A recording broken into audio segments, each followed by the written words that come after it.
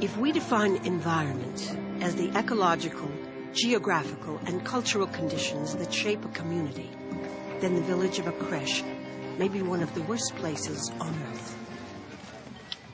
Life in this Moroccan village is centered around a trash dump, which receives tons of waste every hour from the capital, Rabat.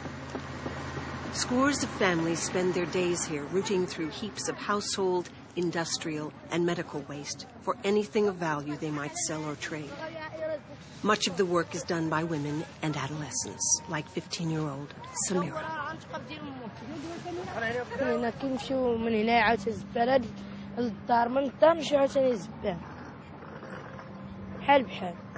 هاي الدراري لا الدراري عندهم عسل تيجي معاه يمشوا يعبروا وياخذوا فلوس احنا لا خضره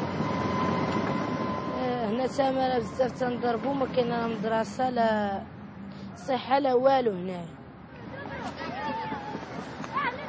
The people of a creche are the poorest of Morocco's poor.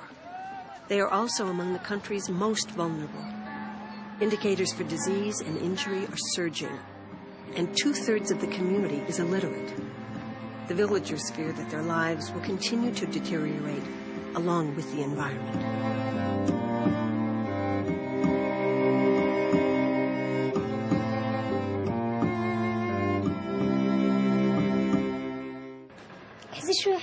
In the absence of government assistance, the people of a creche are working to improve their environment on their own.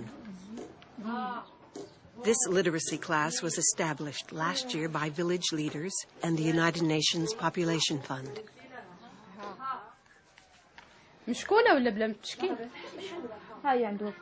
It's attended by more than half the village women, including Zara, a mother of 4.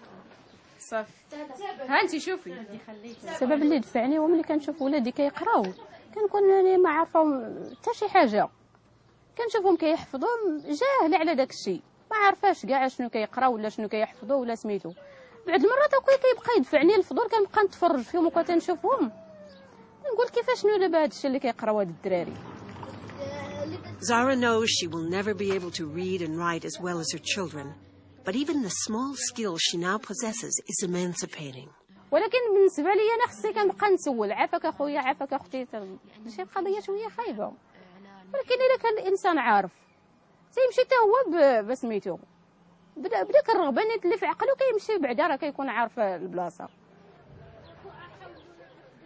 It's too soon to say what effect literacy classes will have on the village. But even at this early stage, the villagers have come to recognize that environmental degradation impedes development and limits human potential. They've also learned that change is possible. It's a conviction shared by a growing number of policymakers. I feel that as human beings, we are perhaps not as aware of our environment and the interlinkages in the world we live in. And those who are fortunate often tend to forget the least fortunate. Somehow, those of us who have moved away from the land, gone to the cities and done well, don't seem to understand that natural way of things. We need to balance the people with the environment. You know, with globalization, as everybody keeps on repeating, it's a small village, a small city, or a small world.